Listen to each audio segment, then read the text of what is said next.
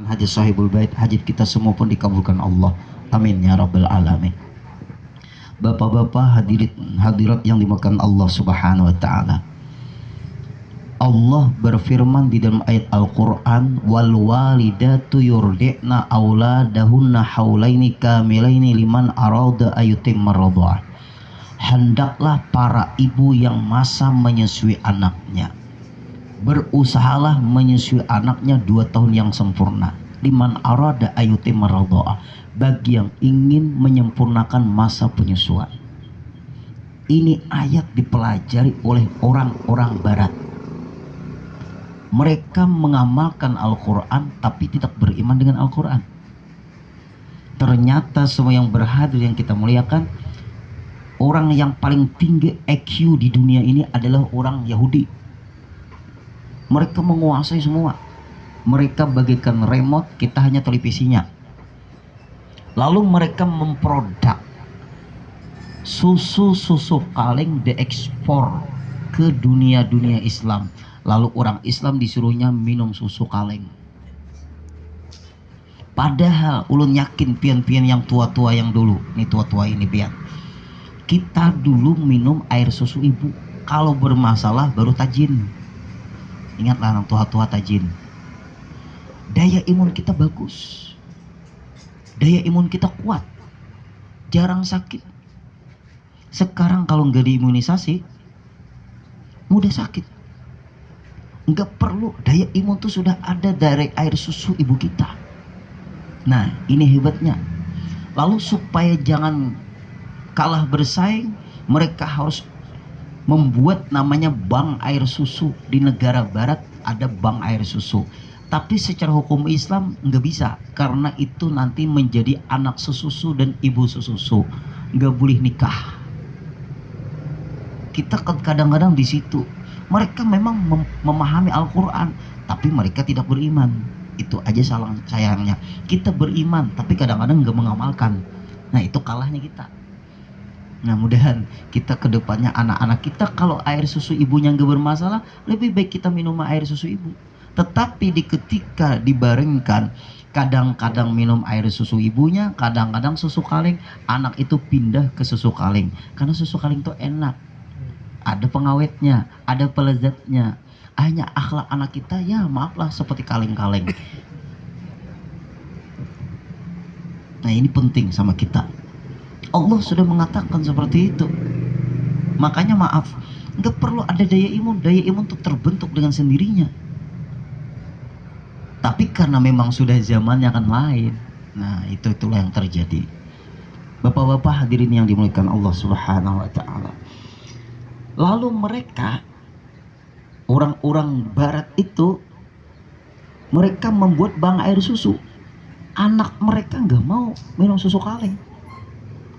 Nah hanya kita, apabila anak kita diminumi dengan air susu ibunya, hubungan batiniah anak dengan ibu dan bapak itu luar biasa. Dan kebiasaan orang dulu, pian bahasa kita orang Banjar, kaganangan lawan kuitan. Sekarang anak yang kaganangan lawan kuitan, kuitan gak kaganangan lawan anak.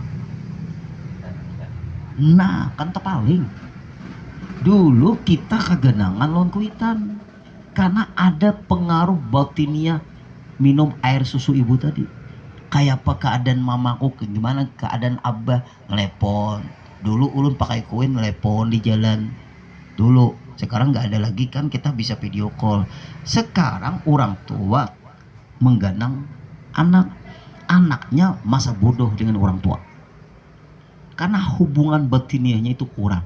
Disitulah lalu orang-orang Yahudi mengatakan ada namanya hari ibu, hari kasih sayang. Dalam Islam tuh nggak ada hari kasih sayang, setiap saat kasih sayang. Itulah mulai sudah kita dipengaruhi. Yang kedua, semua yang berhadir yang Allah muliakan, namai anak dengan nama yang baik. Innakum tud'auna yaumal qiyamati bi asma'ikum wa asma'i abaikum fa asinu asma'akum. Kalian nanti akan dipanggil di padang mahsyar dengan nama kalian dan bin kalian. Fa asinu asma'akum, perbaiki nama kalian. Lihat ulama-ulama kita, namanya sederhana, tapi di ketika Beliau besar, sangat bermanfaat untuk umat. Sekarang nama aneh-aneh, ini nama bagus. Aisyahnya juga ada, Hazira Riza, ya ada nama-nama yang baik ini. Coba di Google, ulun berapa kali Sahibul Bait menamai nama anak orang, kita bingung dengan nama ini, nama apa ini? Kita teliti, kita teliti di kamus bahasa Arab nggak ada. Dari bahasa-bahasa asli dari ilmu sorab bahasa Arab nggak ada, kata-kata dasar nggak ada. Cari di Google, ada. Ini bahasa Sanskerta. Di Google itu nama dan ada makna. Ternyata dalam kamus bahasa Arab nggak ada. Diteliti, ternyata beda. Ada nama anak orang aneh-aneh. Anak orang tuh ada nama Felisa Syia Hasya. Apa itu? Bingung kita. Apa nama ini? Menyatu ini apa namanya? Ini nama apa ya Pak? Ulun guru ada di Google. Nah Google tuh kan siapa? Yahudi juga. Hanya anak-anak kita ke depannya nanti bahaya itu nama-namanya itu. Lihat nih nama-nama ulama kita. Ulama kita terkenal di dunia asli orang Indonesia. Bagaimana Ki Hasyim Asy'ari, Syekhuna Khalil Bangkalan, ulama-ulama besar. Kemudian bagaimana Syekh Ahyad Al-Buguri, Syekh Abdul Samad Al-Palimbangi, Syekh Muhammad Arsyad Al-Banjari, Syekh Zaini bin Abdul Ghani. Nama-nama baik. Ini nama anak bingung. Itu kadang-kadang panjang namanya, sulit disebut. Itu nanti jadi kita kalau berumah tangga itu penghulunya gigi palsu, sulit menyebut itu. Nama yang baik. Kalau bingung tanyakan. Yang ketiga sama yang berhadir yang ulun muliakan. Rasulullah bersabda, "Alimu auladakum ala salasi khisal." Didiklah anak kita dengan 3 pendidikan. Ini dasar. Kedepannya terserah dia jadi apa nanti bakatnya. Bihubbi nabikum, dengan mencintai nabi kalian. Kenalkan nabi. Kalau nggak kenal nabi nanti dia nggak terdulu kenal Cristiano Ronaldo. Dia kenal nanti Lionel Messi. Dia kenal nanti Neymar. Dia nanti kenal Dwi Persik. Dia nanti kenal Raffi Ahmad. Bah Gurudin hafalah, TV ada di rumah. Itu nanti yang dikenalnya. Wa bihubbi ahli baiti. Kenalkan supaya dia mencintai keluargaku, kata Rasulullah. Sekarang sudah mulai dipecah-pecah. Kita diragukan mencintai habaib. Habaib itu punya mata rantai. Karena kata Rasulullah, "Dzurriyyati min Fatimata wa Aliin karamallahu wajah wa banaihima wa dzurriyyatim ajmain." Dia nggak baca kitab Syarhul Mu'abbad li Ali Sayyidina Muhammad.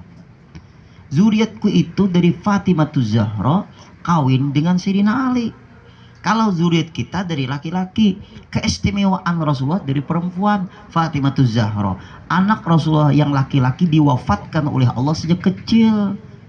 Supaya tetap Nabi terakhir Rasulullah. Andai kata anak Rasulullah laki-laki dihidupkan oleh Allah, Rasulullah wafat, nanti anak laki-laki Rasulullah dijadikan orang Nabi lagi. Nah ini permasalahannya. Karena kita harus kembali ke referensi. Jangan kita pakai logika memaham agama. Logika kita terbatas memaham agama. Logika kita tunduk dengan dalil. Nah ini penting. Setelah cinta dia dengan para habaib zuriatnya Rasulullah, wa tilawatil Quran, ajari dia membaca Quran.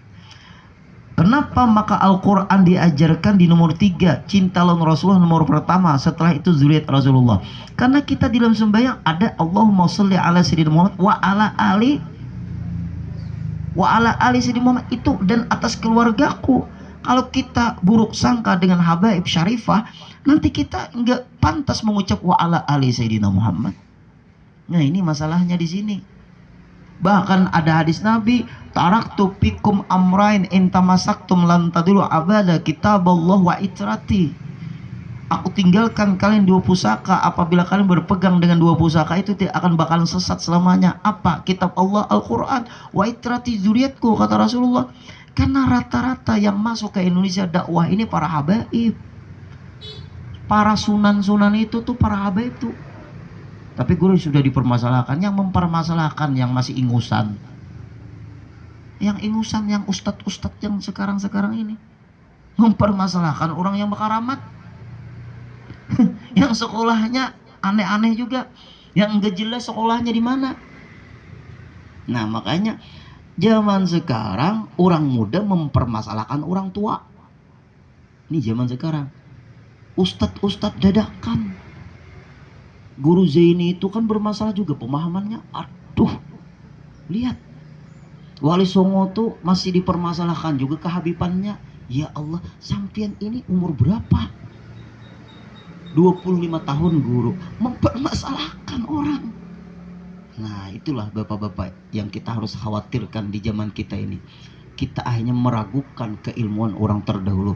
Maka ustadz-ustadz yang zaman sekarang kadang-kadang membuat buruk sangka dengan para pendahulunya.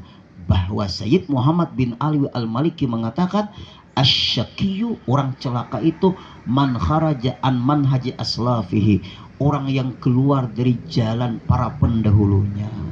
Urusan agama kita ngikuti orang yang terdahulu. Urusan dunia cari produk yang terakhir. Nah, ini penting. Nah, setelah dia kenal dengan Rasul, cinta dengan juriatnya Rasul, bisa baca Quran. Karena Al-Quran itu diturunkan kepada Nabi kita, Nabi besar Muhammad Sallallahu Alaihi Wasallam.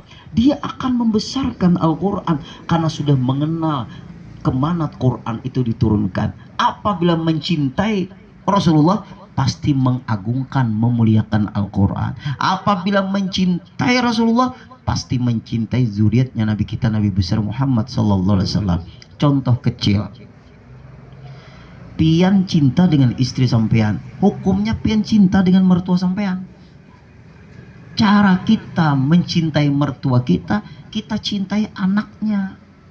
Nggak bisa kita mencintai anaknya memusuhi mertua. Apabila kita ingin disayangi mertua, sayangilah yang disayangi mertua. Coba anak pian dipukuli, gimana sampean? Awas kamu. Kalau Rasulullah dihina, gimana Rasulullah? Nah, inilah bapak-bapak yang ulun muliakan. Oleh sebab itu, gembling anak cucu kita. Di antaranya tadi, nama-nama yang baik. Kemudian yang terakhir, hadis Nabi, kullu ghulamin murtahanun bi aqiqatih. Setiap bayi yang lahir ke dunia tersandar dengan akikah. Kalimat murtahin di dalam fikih, ay la yashba'u bi abawai. Anak itu kalau belum berakikah, dia belum leluasa untuk membantu orang tuanya. Karena kalimat akikah dari akko, maknanya durhaka. Gimana supaya jangan sampai durhaka anak itu dengan orang tua? Akikah, seumur hidup sekali. Karena ini perempuan, 1 ekor kambing. Kalau laki-laki 2 ekor kambing. Kalau nggak bisa kambing guru, nggak usah. Kenapa? Sunat juga. Ada guru yang mengatakan boleh aja ayam. Nah, bingung lagi. Kalau ayam nggak bisa guru, opoyo. Nah, parah lagi. Nah, hanya hukum Islam nih sebenarnya sudah sempurna. Kita aja yang memahaminya kadang-kadang mengotak-atik kesempurnaan itu. Nah, dengan berakikah ada harapan sama yang berhadir. Sebab anak bisa orang tua bahagia. Sebab anak bisa orang tua sengsara. Sebab anak orang tua bahagia. Sebab anak bisa juga orang tua sengsara. Terakhir, tuh ulun tiap Ramadan ceramah di panti jompo. Rata-rata orang jompo di sana itu, maaf, dibuang anak-anaknya. Lihat. Gimana jadi seperti ini? Kalau orang tua nggak ada sejarah membuang anak-anaknya, tapi guru jadi visi itu nang kada beriman. Ini orang tua dibuang di panti jompo, diletakkan di panti jompo. Kenapa ribut orang tua ini? Baik letakkan ke panti jompo. Lalu kata kita, kai, nih, nggak usah lagi memikirkan dunia. Dunia sudah nggak nikmat sama sampean-sampean ini. Pikirkan bekal akhirat. Di sini banyaki baca Quran, salawat, berdoa, sembahyang. Gak usah lagi memikirkan cucu, memikirkan anak. Karena sampean sudah di sini, apakah ditengoknya atau enggak, gak jadi masalah. pian sudah dijamin pemerintah di panti jompo ini.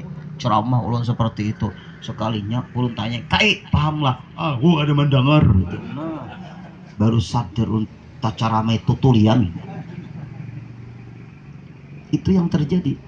Kemudian bapak-bapak yang ulun muliakan, Pak, daerah Tanjung Rima, selesai ulun ceramah panti jompo, panti werda yang di Martapura, seminggu datang orang ke rumah, anaknya berkarir, suaminya gajinya tinggi, istrinya orang berkarir juga. Kebetulan karena sumber sibuk, anaknya memang diletakkan di penitipan, tapi punya orang tua yang sudah lanjut usia. Yang satunya pakai kursi roda, yang satunya pakai tongkat fornekal itu. Yang berapa itu yang di bawahnya tuh, kan nggak sempat menghitungnya juga itu. 34, 3, oh 3 lah, hafal pian lah. Nah, lalu dia minta pendapat kepada kita, "Guru, gimana kalau orang tua kami letakkan panti jompo?" "Jangan." "Kenapa guru?" "Pelihara orang tua. Kalau ke panti jompo itu orang yang memelihara. Kalau di rumah sampean yang memelihara. Kami guru super sibuk. Kalau super sibuk, carikan pembantu untuk merawat bapak sampean, dan ibu sampean carikan pembantu yang perempuan." "Begitu ya guru?" "Iya, jangan diletakkan panti jompo." Lu sudah ceramah ke panti jompo, ngeri. Orang tua di sana itu beda anak yang merawat dengan orang lain. "Nggih ya guru, terima kasih guru." Seminggu datang lagi, "Apalagi Pak?" "Nggak bisa guru, kebetulan mama abah ini orangnya pamamayan, panyinggungan, panyumpahan, pangarasan. Orang pembantu nggak sanggup guru, dimarahi orang tua ulun." "Apa jawaban ulun?" "Carikan pembantunya yang tutulian." Hanya orang pemarah tuh sama tutulian damai dunia. Kada belawan. Logikanya gitu aja sudah. Kita carikan di Banjarmasin, ketemu, alhamdulillah sekarang masih hidup, 8 tahun jadi pembantunya betah. Yang perempuannya masih hidup juga, Tanjung Rima, Martapura. Kemudian yang laki-lakinya pembantunya tutulian juga. Lalu beliau baca manakib ke rumah, selamatan anaknya ulang tahun. Lalu ulun ceramah, ternyata memang pemarah orangnya. Baru ulun masuk, "Siapa pulang ini?" Diam ulun. Ulun sudah tahu, baik ulun menganggap tutulian aja sudah ulun ini. Lalu akhirnya pembantu memberikan air lah untuk minum, dimarahi oleh bapaknya itu. Apa aja pembantu? "Apa?" Nah, marah lagi pembantu. "Apa? Oh, bagus juga lah. Berarti Allah Ta'ala tuh maha sempurna. Antara tutulian dikawankan dengan pamamayan, damai dunia." Nah, itulah bapak-bapak, ibu-ibu sebagian kecil, tentang anak itu harus bakti dengan orang tua. Caranya tadi, akikah juga termasuk nama yang baik, dididik supaya mengenal Nabi, supaya mengenal sahabat, maka perilakunya nanti akan berpengaruh di ketika dia akan menjadi orang besar, orang dewasa. Nah, kira-kira cukup sekedarnya ceramah singkat yang sampaikan. Mudah-mudahan berkah, anak yang ditasbih menjadi anak yang solehah, berguna bagi bangsa, negara, dan agamanya. Ala hadhihi niyyah. Wassalamualaikum warahmatullahi wabarakatuh. Bismillahirrahmanirrahim. Wa'fu'ana ya karim, wa'fu'ana ya rahim, wa'fu'ana ya arhamar rahimin. Allahumma aqtubillahumma salamata والصحة والعافية لنا ولعبدك الحجة والجزة والزور المسافرين في برك وبحرك من المسلمين وقنا ويوم شر الظالمين فانصرنا على القوم الكافرين يا مجيب السائلين واختم لنا منك بخير أجمعين برحمتك يا أرحم الراحمين اللهم أعز الإسلام والمسلمين اللهم احفظنا والمسلمين اللهم انصرنا والمسلمين فلسطين إنك على كل شيء قدير وبالإجابة جدير ربنا آتنا في الدنيا حسنة وفي الآخرة حسنة وقنا عذاب النار صلى الله على سيدنا محمد وعلى آله وسلم والحمد لله رب العالمين تقبل الله منكم.